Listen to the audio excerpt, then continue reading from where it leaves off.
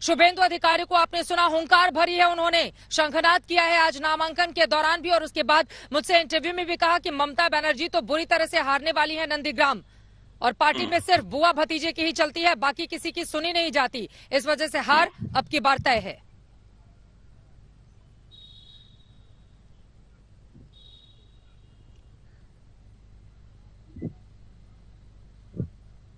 Sound है। Hello, आपकी आवाज आ रही है? अगर मेरा सवाल आप सुन पाए हो जवाब दीजिए। सवाल मैंने शुरू का सुना था, उसी के आधार पर जवाब देता हूं मैं। शुभेंदु अधिकारी जी जो प्रोडक्ट हैं, तृणमूल के राजनीतिक कार्यकर्ता थे और वहीं से आगे बढ़े हैं। दीदी की छत्र छाया में ही पले बढ़े, मंत्री बने, कद्दावर नेता बने। लेकिन एक पुरानी कहावत थी, एक पुराना वो साधु बाबा का किस्सा आपको याद होगा। उन्होंने एक चूहे को शेर बना दिया था और वही शेर जब उनको वापस खाने के लिए आ गया था तो उसको वापस चूहा बना दिया। ये जज्बा, ये हिम्मत और ये ताकत दीदी ममता बनर्जी के हाथ में है, ये उनका करिश्मा है। इसीलिए उन्होंने जो नंदीग्राम का जिक्र शुभेंदु जी बार बार कर रहे थे, दीदी ने कहा कि नंदीग्राम आंदोलन दीदी के राजनीतिक कर्मभूमि है और दीदी ने ही नंदीग्राम और सिंगूर के मध्य किसानों के लिए एशिया का सबसे बड़ा आंदोलन किया और उस आंदोलन के बाद किसानों को उनकी जमीन वापस करने में भूमिका निभाई और नंदीग्राम के संग्राम से ही किसान भाइयों ने, बंगाल के युवाओं ने, बेरोजगार ने दीदी को गद्दी पर बैठाया। अब जब शुभेंदु अधिकारी खुद को शेर समझते हैं तो दीदी मैदान में आ गई है। नंदीग्राम में उनके घर में आओ और वापस इनको चूहा बनाकर दीदी बंगाल में की सत्ता में 2/3 बहुमत के साथ लौटेगी। सौरभ सिकदार जी जवाब दीजिए। वो चूहे और शेर की कहानी सुनाकर ये कह रहे हैं कि दरअसल दीदी के आगे टिकेंगे नहीं। वैसे चूहे और शेर का कहानी संजय जी ने सुनाया, तो संजय जी को भी मैं थोड़ा याद दिलाना चाहता हूँ कि भगवान श्री कृष्ण का मामा थे कंस और उसका वध श्री कृष्ण ने किया था। तो इसीलिए जब वो गाथा पढ़ा जाता है तो उसमें बोला जाता है बंगाली में, तुम्हारे बोधि वे जे गोकुले पालीचे से, अर्थात तुमको जो मारे गए वो गोकुल से ही आ रहे हैं। तो ये जो ये प्रोडक्ट बोल रहे हैं संजय भैया, मैं आपको नहीं टोका था, प्लीज मेरे को बोलने दीजिए।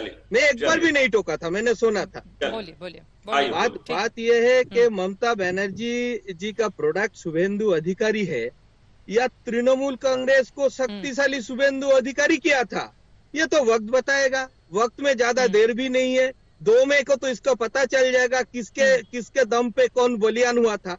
लेकिन बात यह है, शुभेंदु अधिकारी जी नंदीग्राम छोड़ के भागा नहीं है।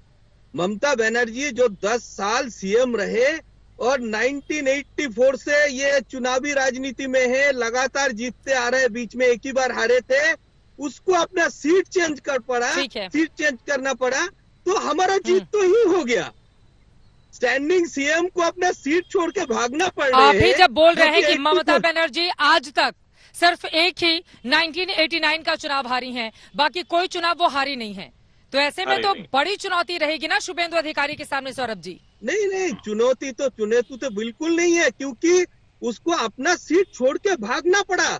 तो मनोबल जो टीएमसी के लोगों का है यहीं पे टूट गया है। और शुभेंदु जी देखिए, शुभेंदु जी के पास भी ऑप्शन था, लेकिन उसने बोला नहीं, मैं जिस सीट से लड़के विधानसभा में गया था उसी सीट से लड़के आऊंगा। हाँ, उन्होंने तो नहीं भागा कि इतने बड़े दमदार। मैं इसमें कुछ ऐड करना चाहूंगा। हाँ, दीदी ने नंदीग्राम में एक जनसभा में, दीदी ने नंदीग्राम की एक जनसभा में ये कहा कि मैं ही नंदीग्राम से खड़ी हो जाऊंगी। उसके बाद भाजपा और उसके आईटी सेल ने ये प्रोपोगंडा चलाया कि दीदी भवानीपुर से क्यों खड़ी होगी, इतनी हिम्मत है तो खाली नंदीग्राम में खड़ी हो जाओ।